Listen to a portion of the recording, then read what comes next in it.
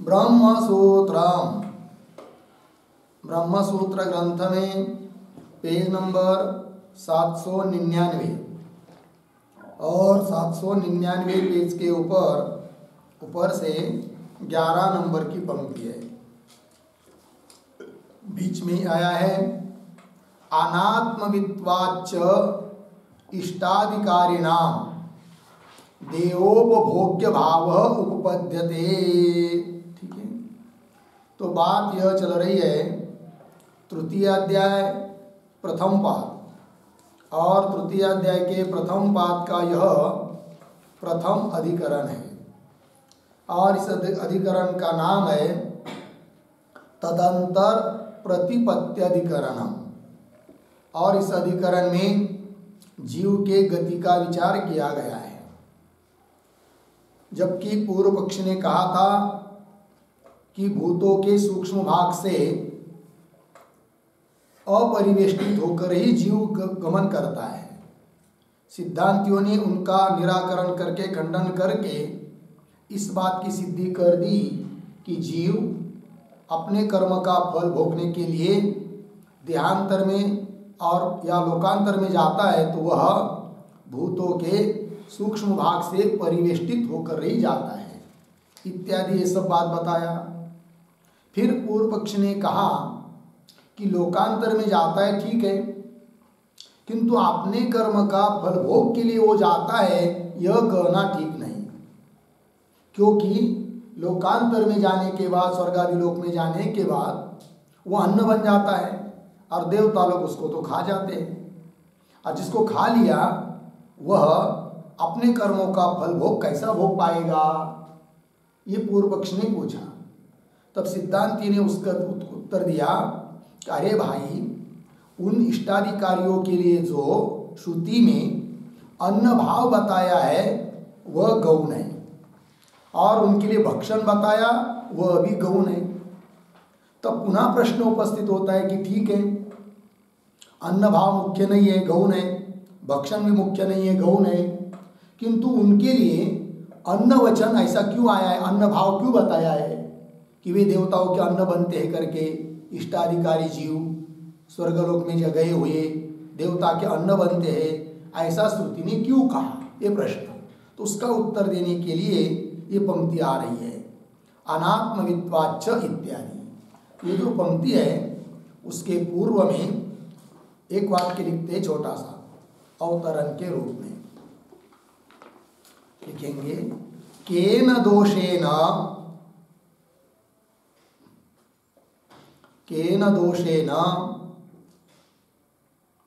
इष्टाधिकारिणाम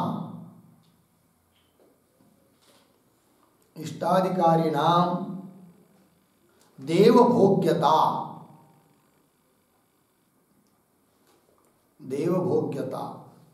इति अतः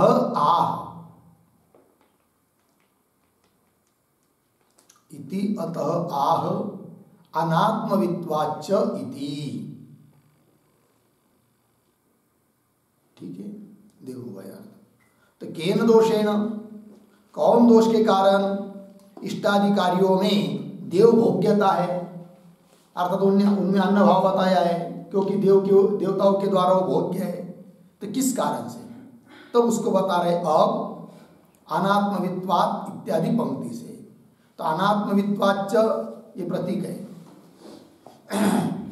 तो हेतु भी है। तो सूत्र के पद से हेतु दिया जा रहा है कि अनात्मवित्वात्, वे इष्टादि कर्म करने वाले लोग जो कि अपने कर्म का फल भोगने के लिए लोकांतर में गए हुए हैं, वे आत्म तत्व को जाने हुए नहीं है, आत्मविद नहीं है, अनात्मविद है। इसलिए उनके लिए देव भोग्यता अर्थात देवों के प्रति उनके लिए अन्न भाव श्रुति ने बताया है। ये कह रहे अनात्मवित्वाच्च इष्टाधिकारिणाम, इष्टाधिकारियों के लिए देवोपभोग्य भाव, देवता के द्वारा उपभोग्य भाव बताया गया है, उपपद्यते उत्पन्न होता है। कैसे, तब आगे तथा ही श्रुति ही अनात्मविदाम देवोपभोग्यताम दर्शेति। सूत्र में आया ना, तथा ही दर्शयति, अर्थात श्रुति उस बात को बताती है कि जो आत्मवेत्ता नहीं है वे देवताओं के भोग्य है। इस बात को वही कह रहे हैं। तथा ही श्रुति ही क्या कहती है? श्रुति अनात्मविदाम, जो आत्मवेत्ता नहीं है, आत्म तत्व को नहीं जानते, उनके लिए देवोपभोग्यता, देवताओं के द्वारा वो उपभोग्य है, इस बात को श्रुति दिखाती है। बोलेंगे कौन है वो श्रुति? श्रुति बताओ, तो श्रुति दे रहे हैं। अथ यह अन्याम देवताम उपास्ते अन्य असौ अन्य अहम अस्मि इति न स वेद यथा पशु इव स देवानाम। बृहदारण्यक 1:4-10। देखो, अथ यह जो कोई अन्याम देवताम उपासते, अन्याम अपने से भिन्न देवता की उपासना करता है, देवता को अपने से भिन्न मानकर उपासना करता है, अर्थात मैं उपासक हूँ और देवता उपास्य है, इस भेद बुद्धि से उपासना करता है, वही कह रहे हैं। उपासते कैसे? अन्य असौ, ये देवता उपास्य अन्य है, भिन्न है, अन्य मुझसे मैं भिन्न हूँ, अहम अस्मि इति, इस प्रकार से उपासना करता है भेद बुद्धि रखकर। तब कह रहे न स वेद सह न वेद, उसने आत्म तत्व को जाना ही नहीं। यदि आत्म तत्व को यथार्थ रूप से जाना होता तो मैं उपासक हूँ, वो उपास्य है, इस प्रकार से उसमें भेद बुद्धि नहीं होती, किंतु है भेद बुद्धि, अर्थात आत्म तत्व को उसने नहीं जाना है। न स वेद, फिर कैसा है वो भाई? यथा पशु, जैसे मनुष्यों के लिए पशु क्या है? उपभोग्य है, उपभोग का साधन है, उस प्रकार देवताओं के लिए वो पशु है, अर्थात देवताओं के उपभोग का साधन है।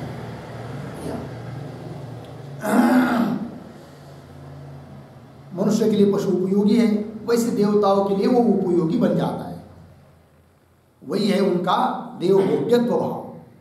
यथा पशु इव स देवानाम इति। ठीक है, आगे चलिए। स च अस्मिन् अपि लोके इष्टादिभिः कर्मभिः प्रीणयन् पशुवत् देवानाम उपकरोति अमुष्मिन् अपि लोके तदुपजीवी तदादिष्टं फलम् उपभुञ्जानः पशुवत् एव देवानाम उपकरोति इति गम्यते। ठीक है, चलिए भाई, ये जो पंक्ति है ना, स च अस्मिन्, तो स के पहले एक थोड़ा वाक्य छोटा सा, उक्त श्रुते है तात्पर्यम आह।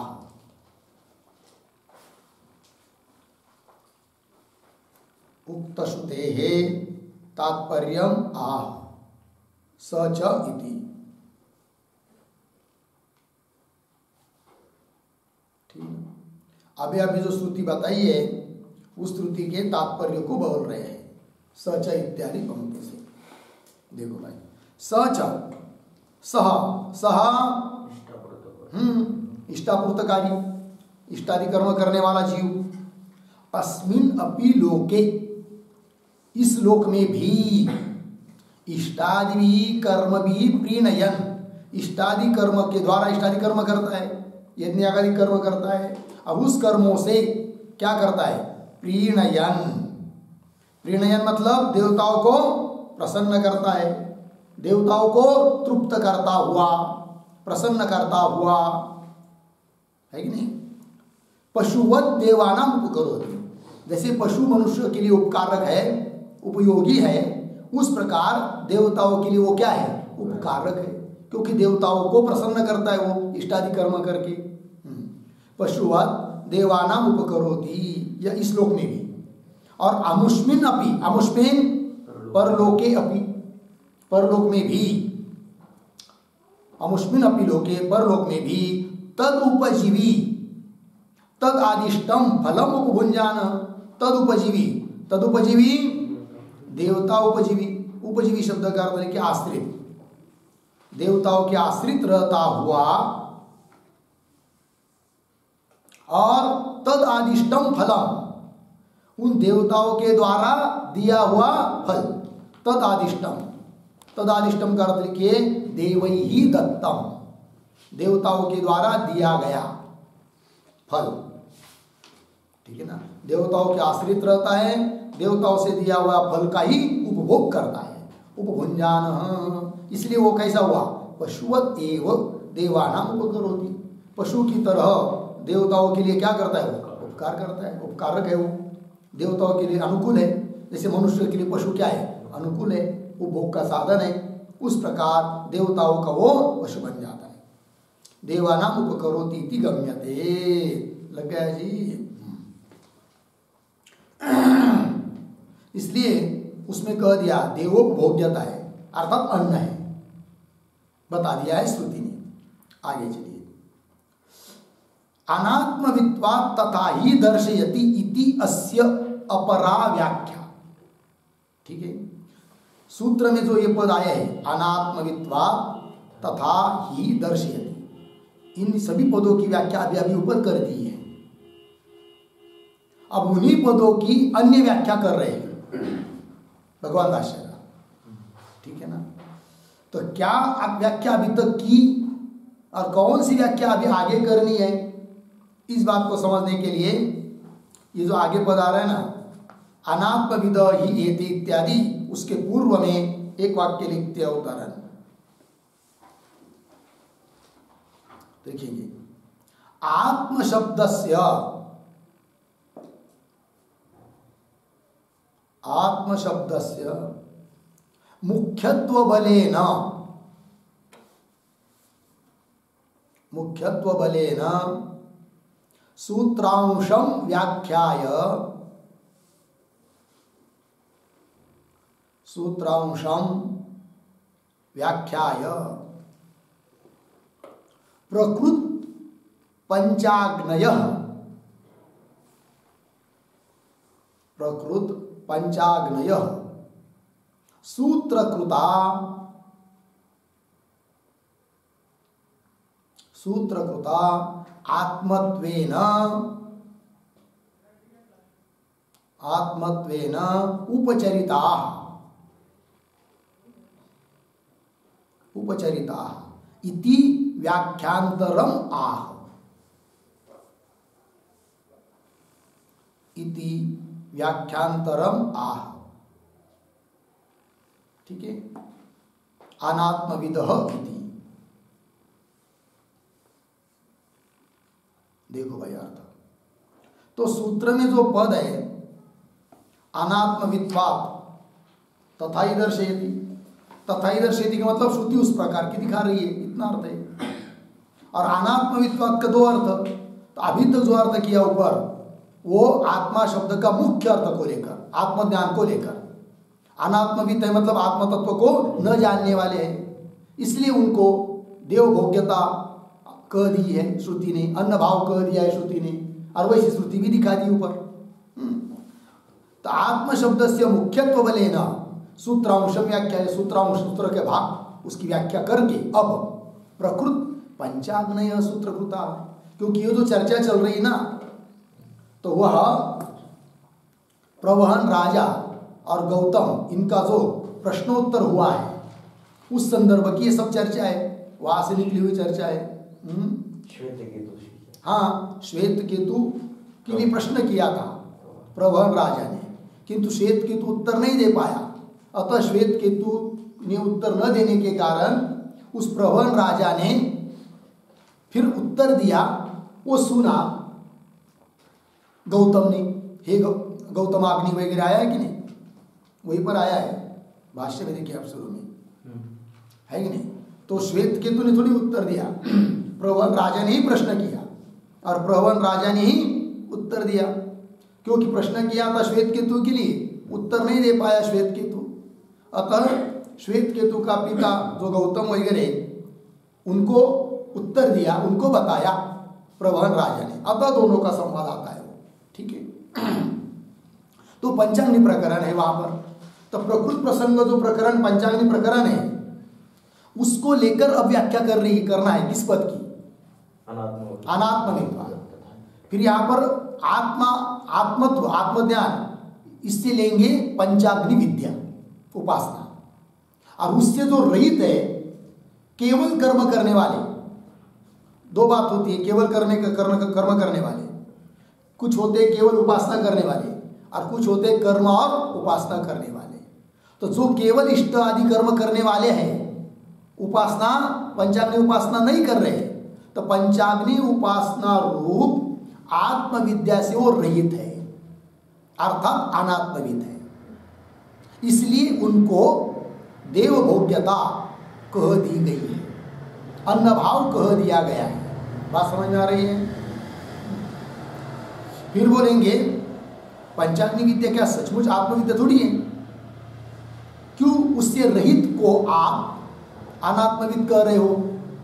तब उत्तर देंगे पंचाग्नि विद्या की प्रशंसा करने के लिए ये सब बताया है। ठीक है, चलिए एक बात तो अवतरण में जो लिखा है ना, भी आत्म शब्द से मुख्यत्व बलेन सूत्रांशम व्याख्याय प्रकृत पंचाग्नय सूत्रकृता आत्मत्वेन उपचरिता। पंचाग्नि जो विद्या है, सूत्रकार ने उसको भी आत्मा रूप से उपचरित की है, गौण रूप से कहा है आत्मा करके। इति व्याख्यांतरम, इस प्रकार से अन्य व्याख्या अब कर रहे हैं। लगा पंक्ति संगति लग गई? पंक्ति देखिए फिर, अनात्मवित्वा तथा दर्शेती अपरा व्याख्या। क्या है वो? दे रहा है, अनात्मविदः ही एते केवल कर्मिणः इष्टादिकारिणः अर्धविराम न ज्ञान कर्म समुच्चयानुष्ठायिनः। ठीक है, अनात्मविदः, अनात्मविदः ये शब्द आया है ना, उस पर एक छोटा शब्द, उसका अर्थ पंचाग्नि विद्या विहीनत्वम, पंचाग्नि विद्या विहीनत्वम तेषाम अनात्मवित्वम इति, तेषाम अनात्मवित्वम इति।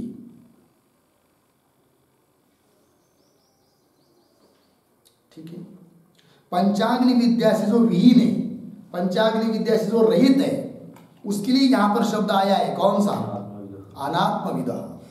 ठीक है, अब देखिए फिर, अनात्मविद ही एते, कौन है वो अनात्मविद? ही एते, एते के केवल कर्मिणः इष्टादिकारिणः, केवल इष्टादि कर्म करने वाले जो, उनको यहां पर कह दिया है क्या? अनात्मविद। फिर आत्मविद कौन हो जाएंगे?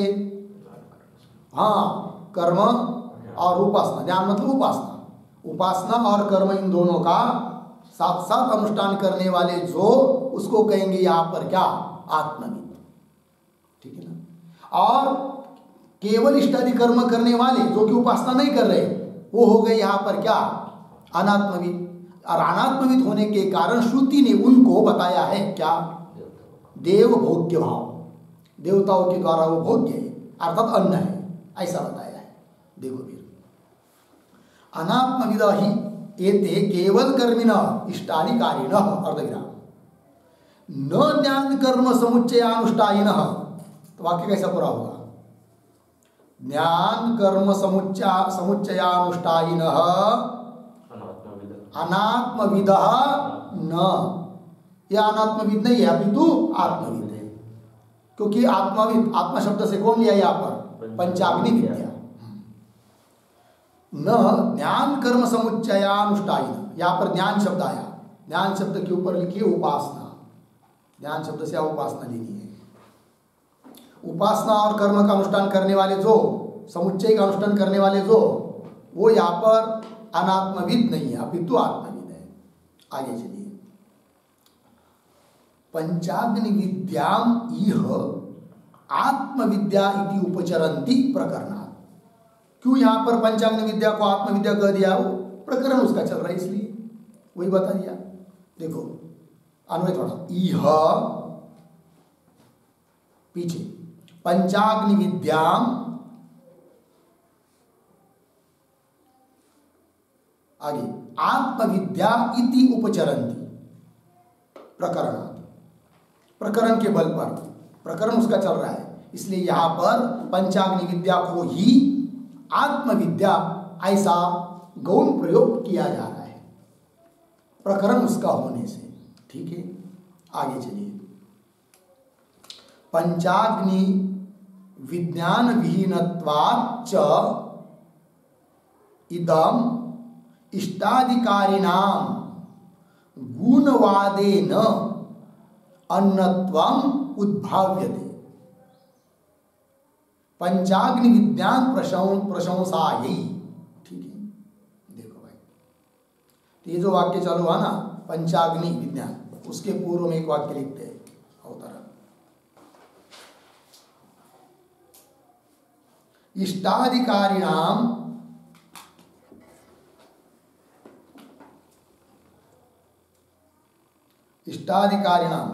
पंचाग्नि विद्या शून्यत्वे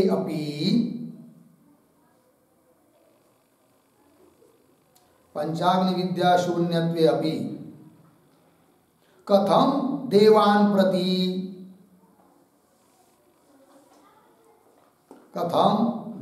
प्रति अन्नत्वम् तत्र आह पंचाग्नि विज्ञान। ठीक है, देखो भाई अर्थ।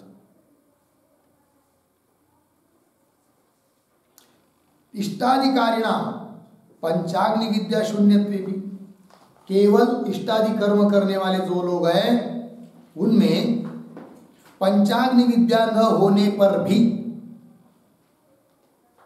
कथम देवान प्रति अन्नत्वम, तो भी ठीक है, पंचाग्नि विद्या नहीं है उनमें, कोई बात नहीं, इष्टादि कर्म तो कर रहे हैं ना, तो उनमें उनमें देवताओं के प्रति अन्न भाव कैसा है, अर्थात उनमें अन्न भाव कैसा है। देवताओं के अन्न है ये क्यों, भले उनमें नहीं है, कौन, पंचाग्नि विद्या, किंतु इष्टादि कर्म तो कर रहे, तो भी उनमें अन्न भाव क्यों है, ये प्रश्न। तो कथम देवान प्रति अन्नत्वम, तो उसका उत्तर दे रहे यहां पर।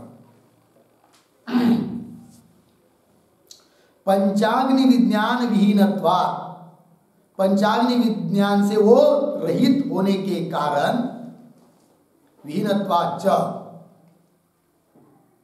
इदम इष्टाधिकारिणाम, मिला, इष्टाधिकारिणाम गुणवादेन अन्नत्व उद्भाव्यते। गुण भाव को लेकर, गौण भाव को लेकर अन्नत्व कहा जाता है। गुणवादेन मतलब क्या, उसका अर्थ लिखिए, देवोपभोग्यत्वेन,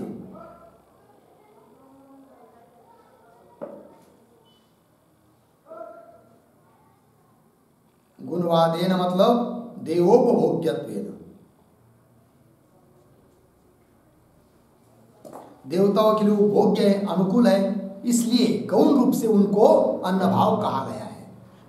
लेकिन क्यों, किस लिए, गौण भाव से ही क्यों न हो, उनमें अन्नत्व भाव, उपभोग्य भाव क्यों है, तब बता रहे। गुणवादेन अन्नत्वम उद्भाव्यते कथ्यते, क्यों, पंचाग्नि विद्यान प्रशंसायै, पंचाग्नि विद्या जो है उसकी स्तुति करने के लिए। समझ लीजिए केवल इष्टादि कर्म करने वाले हैं तो कह दिया, फिर वे तो देवताओं के पशु है भाई, देवताओं के लिए उपभोग्य है, क्योंकि अनात्मवित्व, आत्मवेत्ता नहीं है, आत्मवेत्ता नहीं मतलब पंचाग्नि विद्या वाले नहीं है। अतः पंचाग्नि विद्या भी उन्होंने संपादन करनी चाहिए, उपासना, पंचाग्नि विद्या उपासना भी करनी चाहिए, तब वो देवताओं के भोग्य नहीं होंगे। इसलिए पंचाग्नि विद्या की स्तुति करने के लिए उनमें देवभोग्यत्व कह दिया, अन्न भाव कह दिया। लगा पंक्ति, चलिए, पंचाग्नि विज्ञान प्रशंसा, यही हो गया। आगे चलिए, पंचाग्नि विद्या ही इह विदित्सिता वाक्य तात्पर्य अवगमात्। ठीक है ना, ये जो पंक्ति है, इस पंक्ति से क्या कहा जा रही है, कौन बात कही जा रही है, तो उसके भी पहले एक वाक्य लिखते हैं। किमर्था प्रशंसा, किमर्था प्रशंसा इति आशंक्य आह,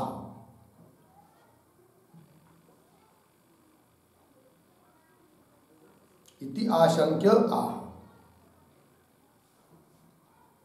ठीक है, तो अभी ऊपर के वाक्य में कह दिया भाई पंचाग्नि विज्ञान की प्रशंसा, पंचाग्नि विज्ञान मतलब पंचाग्नि विद्या, उसकी प्रशंसा करने के लिए कह दिया। किंतु क्यों करनी है पंचाग्नि विद्या की, पंचाग्नि उपासना की प्रशंसा? पंचाग्नि विद्या है, पंचाग्नि उपासना जो है उसकी स्तुति भी क्यों करनी है? तब उत्तर दे रहे इस पंक्ति से, पंचाग्नि विद्या ही यह विदित्सिता, अन्वय ही यह पीछे, पंचाग्नि विद्या ही विदित्सिता, वाक्य तात्पर्य अवगमन। ठीक, यह यहां पर वो जो प्रश्न है कि नहीं और निर्वचन का प्रकरण है, वहां पर पंचाग्नि विद्या विदित्सिता, विदित्सिता का अर्थ लिखिए विधातुम अभीष्टा,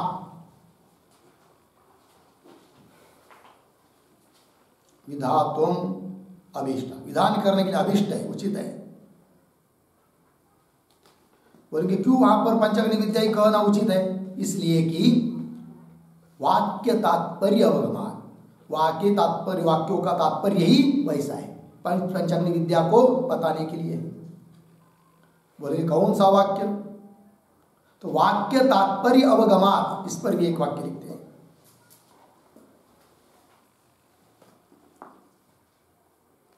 गौतम प्रवाहन, गौतम प्रवाहन संवाद रूप वाक्यस्य, संवाद रूप वाक्यस्य पूर्वापरालोचनया,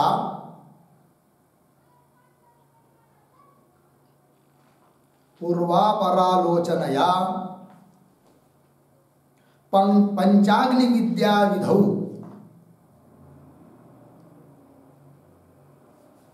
पंचाग्नि विद्या विधौ तात्पर्य अवगते है, तात्पर्य अवगते है इति यावत्।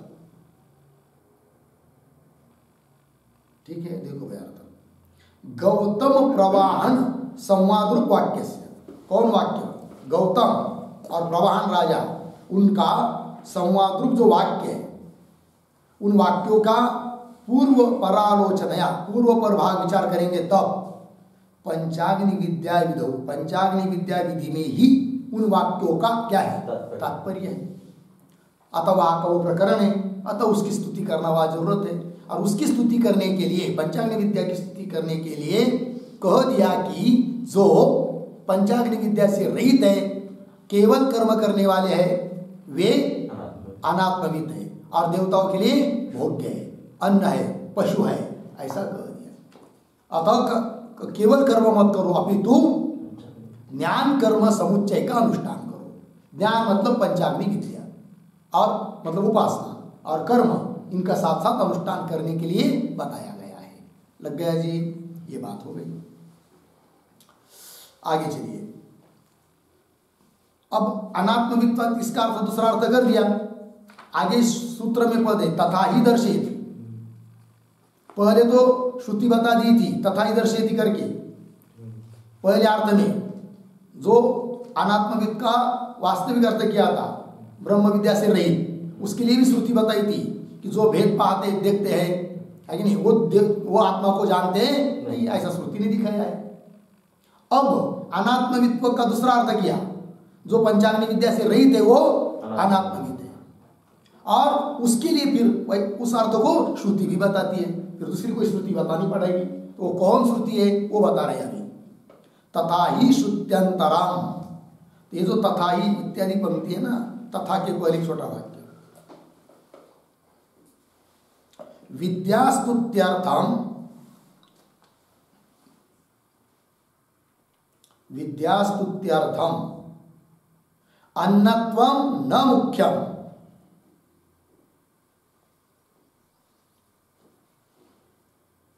अन्नत्वम न मुख्यम इत्यत्र, इत्यत्र श्रुत्यंतरार्थम,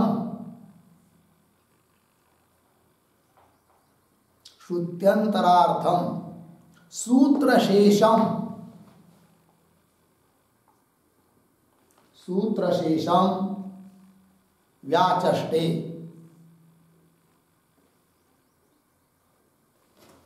व्याचष्टे तथा ही इति। ठीक है, विद्या स्तुति के लिए अन्नत्व कहा है, किंतु वो अन्नत्व मुख्य नहीं है, न मुख्यम। इस बात को बताने के लिए जो अन्य श्रुति है, अन्य श्रुति का अर्थ है, और उसी श्रुति के अर्थ को बताने वाला जो सूत्र का शेष भाग है, तथा ही दर्शयति, उसकी व्याख्या कर रहे। अब तथा ही इत्यादि पंक्ति से देखो भाई, तथा ही श्रुत्यंतरम, दूसरी श्रुति है, क्या कहती है? चंद्रमंडले भोग सद्भावम दर्शयति, है कि नहीं? दूसरी श्रुति भी चंद्रमंडल में अर्थात चंद्रलोक में, स्वर्गादि लोक में भोग होता है उन जीवों को, इस बात को दिखाती है। और भोग होता है इस बात को दिखाएगी श्रुति, इसका मतलब उनमें जो अन्न भाव है वह गौण है, क्योंकि अन्न भाव मुख्य रहेगा तो देवता खा जाएंगे तो भोग नहीं होगा। जब भोग हो रहा है इसका मतलब अन्न भाव मुख्य नहीं है, गौण है। लग गया जी? हाँ। वो कौन श्रुति है? तो श्रुति दे रहे, स सोमलोके विभूतिम अनुभूय पुनः आवर्तते इति। ठीक है ना?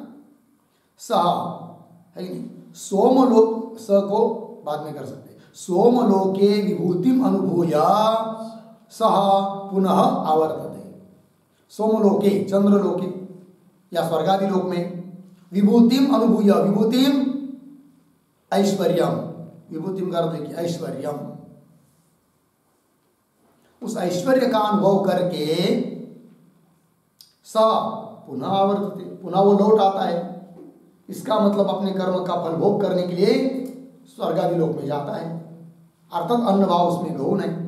ये बात अनुभूय पुनः आवर्तते इति।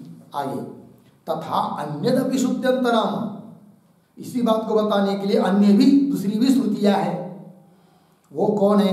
वो दे रहे, अथ ये शतम पितॄणाम जीतलोकानाम आनंदाः स एक गंधर्वलोके आनंदः। अथ ये शतम गंधर्वलोके आनंदाः स एक कर्मदेवानाम आनंदः। ये कर्मणा देवत्वम अभिसंपद्यन्ते। बृहदारण्यक 4:3-33। ठीक है, श्रुति के पदों का थोड़ा सा अन्वय।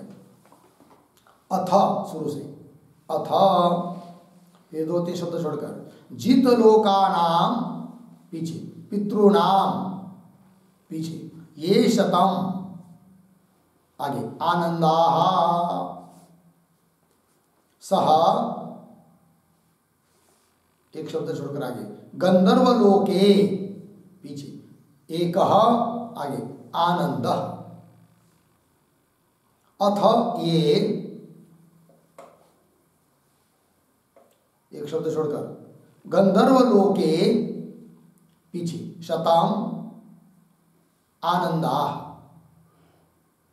सह कर्मदेवानाम एक आनंद। फिर आगे, ये कर्मणा देवत्वम अभिसंपद्यन्ते। अन्वय नहीं लिखा, लिखिए पुनः। श्रुति नहीं पूरा, कितनी फिर कितना है? आगे बोलो। अतः ये शतम पितॄणाम जितलोकानाम आनंदाः स एकः कर्मदेवानाम आनंदः ये कर्मणाम देवत्वम अभिसंपद्यन्ते। अच्छा, इतना ही है क्या? बीच में छोड़ दीजिए, कोई बात नहीं, बाद में उपनिषद को निकालकर पूरा श्रुति को देख सकते हैं। तो देखिए फिर अर्थ, अथ जितलोकानाम पितॄणाम ये शतम आनंदाः, तो जीत लिया है पितृलोक को जिसने, अर्थात पितृलोक को जिसने प्राप्त किया है। ऐसे पितृलोक को प्राप्त हुए जो जीव, उनके लिए ये शतम आनंदा, जो 100 आनंद है, वह सह गंधर्वलोके एक, अर्थात पितृलोक में जो आनंद मिल रहा है उससे 100 गुना आनंद है गंधर्वलोक का, अर्थात गंधर्वलोक का एक आनंद और इधर के 100 बराबर है, ये इसका मतलब। तो जीत लिया है पितृलोक जिसने, अर्थात प्राप्त किया है पितृलोक जिन्होंने, उनके 100 आनंद के बराबर गंधर्व लोक के एक आनंद। ठीक है, फिर आगे बताया है क्या कि गंधर्व लोक के जो सब आनंद सह कर्मदेवानाम एक आनंद। तो गंधर्व लोक में जो आनंद है उसके है कि नहीं 100 गुना आनंद है। कौन सा? कर्मदेवों का। अर्थात गंधर्व लोक के 100 आनंद और कर्मदेव का एक आनंद बराबर है। लग गया जी? तो वही करे स एक कर्मदेवानाम आनंद, वो कर्मदेवों का एक आनंद है। बोलेंगे कर्मदेव कौन होते भाई?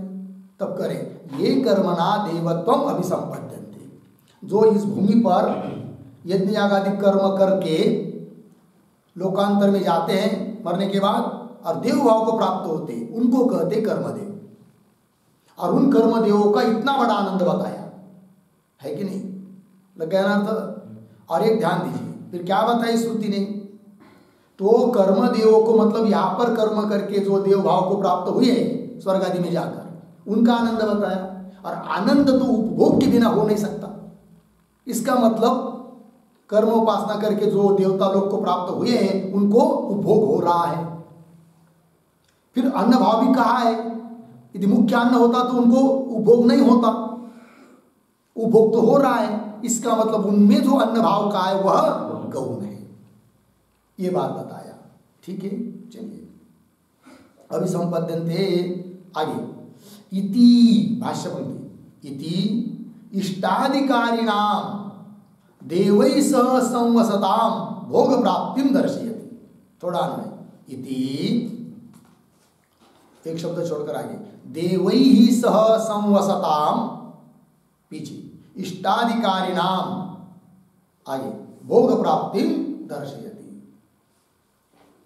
इति मतलब यह स्तुति भी देवै सह संवसताम, देवताओं के साथ वास करने वाले, निवास करने वाले, रहने वाले कौन? इष्टाधिकारी नाम, इष्टादि कर्म करने वाले, उनको भी भोग प्राप्ति दर्शयति, उनको भी भोग की प्राप्ति होती है, उनके कर्म का फल उनको मिलता है, ये श्रुति ने दिखाया है। इसका मतलब उनको देवता लोग खाते नहीं है, किंतु अन्न भाव बताया है, अर्थात वह अन्न भाव गौण है, ये इसका मतलब है। तथा ही दर्शयति, अर्थात अन्न भाव को गौण बताती है कौन? श्रुति। ये बात हुई। फिर अन्न भाव क्यों बताया है उनमें? अनात्मवित्वाद। अनात्मवित्वाद के दो अर्थ, ब्रह्म विद्या रहित होने से भी उनको कह सकते हैं क्या? अनात्मविद है, अतः उनको अन्न भाव बताया, जो कि वो गौण है, श्रुति कह रही है। और पंचाग्नि विद्या रूप आत्मविद्या रहित होने से भी वे है क्या? अनात्मविद। और अनात्मविद होने के कारण उनको अन्न भाव बताया, किंतु वह भी अन्न भाव गौण है, ये बात की सिद्धि हुई। तथा ही दर्शयति, हो गया ना? देवै सह संवसताम इष्टाधिकारिणाम भोग प्राप्तिम दर्शयति। इस पर एक टिप्पणी लिखते छोटी सी।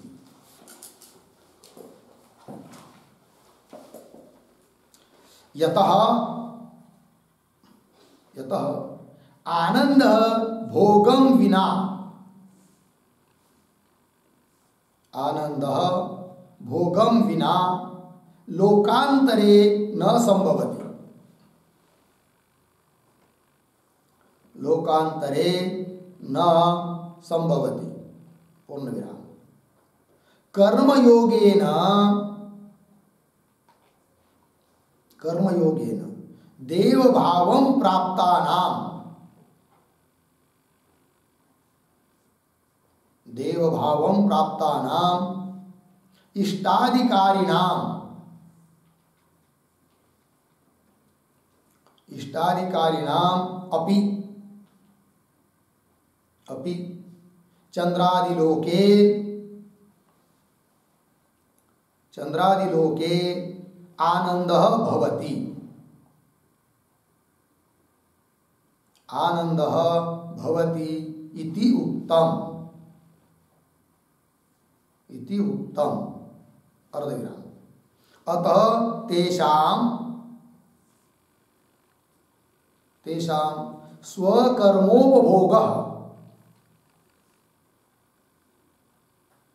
स्वकर्मोपभोगः तत्र संभवति, तत्र संभवति इति सिद्धम, इति सिद्धम। ठीक है, देखो भाई अर्थ, यतः जिस कारण से कि आनंद भोगम विना लोकांतरे न संभवति, लोकांतर में आनंद जो मिलता है वो भोग के बिना तो हो नहीं सकता, क्योंकि वो तो आत्मवेत्ता है नहीं है कि नहीं। भोग के बिना भी आनंदित रह सके, तो लोकांतर में भोग के बिना आनंद नहीं होता है। और कर्मयोगेन देव भाव प्राप्ता नाम, कर्म के निमित्त से, कर्म करके देव भाव को प्राप्त हुए जो इष्टाधिकारी लोग हैं उनको भी चंद्रलोक में आनंद मिल रहा है, इसका मतलब उपभोग उनको हो रहा है कि नहीं। अतः तेषाम स्वर्गो भोग तत्र संभवति, वहां पर स्वर्ग में उनके कर्मों का उपभोग उनको होता है, ये सिद्ध होता है। इसका मतलब उनमें जो देव भोग्यत्व भाव है अर्थात अन्न भाव है वह कैसा है, गौण है, ये बात सिद्ध हुई। आगे चलिए भाष्य में, एवं भाक्तत्वात् अन्न भाव वचनस्य इष्टाधिकारिणः अत्र जीवाः रहन्ति इति प्रतीयते। ठीक है, थोड़ा सा अन्वय, एवं एक शब्द छोड़कर अन्न भाव वचनस्य, पीछे भाक्तत्वात्, आगे एक शब्द छोड़कर आगे अत्र, पीछे इष्टाधिकारिणः, आगे जीवाः रहन्ति इति प्रतीयते। ठीक है, और एवं के पहले एक छोटा वाक्य, तेषाम अन्नत्वस्य, तेषाम अन्नत्वस्य भाक्तत्वे, भाक्तत्वे फलितम आह, फलितम आह एवं इति। ठीक, देखो भाई, तेषाम इष्टाधिकारी नाम, इष्टाधिकारियों में जो अन्नत्व है वो भाक्त है, गौण है, ऐसा कहने पर फलित क्या निकलता है वो बता रहे अब।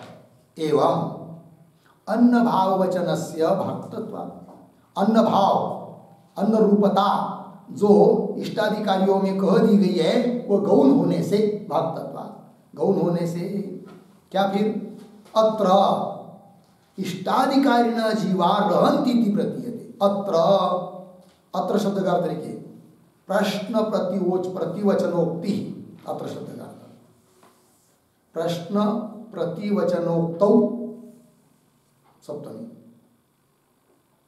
प्रश्न और प्रतिवचन के प्रसंग में